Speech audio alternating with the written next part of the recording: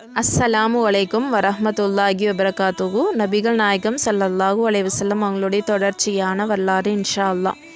பத்ர் போரில் வெற்றி பெற்ற இவங்களை அல்லாஹ் தான் மாபெரும் வெற்றியை கொடுத்து உதவி செஞ்சான்.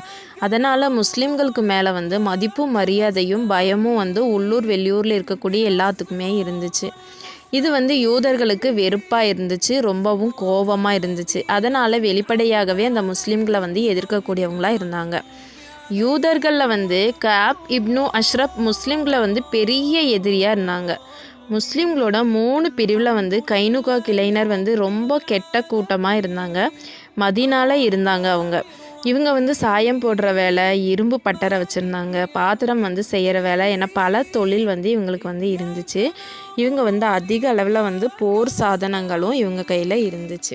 மதீனால இருந்த யூதர்களில் வச்சு இவங்களே வீரமுடையவங்களாகவும் பலம் வாய்ந்தவங்களாகவும் இருந்தாங்க. யூதர்களில் முதல்ல நபிகள் நாயகம் ஸல்லல்லாஹு அலைஹி வஸல்லம் அவங்க கூட உடன்படிக்கையை முறிச்சவங்களும் இவங்க தான். பத்ருக்கு பின்னாடி இவங்களோட அத்துமீறல் அதிகமாயிருச்சு. இவங்க மதீனால குழப்பங்களை அதிகமாக பண்ணிகிட்டே இருந்தாங்க, அத்துமீறிட்டே இருந்தாங்க. கடை வீதியில் பெண்களுக்கு அதிகமான தொந்தரவும் இவங்க கொடுக்கக்கூடியவங்களாக இருந்தாங்க. இவங்கள ஒரு இடத்துல ஒன்று சேர்த்து நபிகள் நாயகம் ஸல்லல்லாஹு அலைஹி வஸல்லம் அவங்க அறிவுரையும் செய்தாங்க, நேர்வழிக்கு அழைக்கவும் செஞ்சாங்க. ஆனாலும் அந்த அத்துமீறல்கள் அவங்க அதிகமாக்கி தான் இருந்தாங்க. அந்த அத்துமீறல்களோட விளைவை என்ன நாளைக்கு மறுமையில் அப்படிங்கிறத நபிகள் நாயகம் எச்சரிக்கக்கூடியவங்களாக இருந்தாங்க. ஆனாலும் அவங்களோட அத்துமீறல் வழிகேடு அதிகமாகவே இருந்துச்சு, அதுலேருந்து விலகவே இல்லை.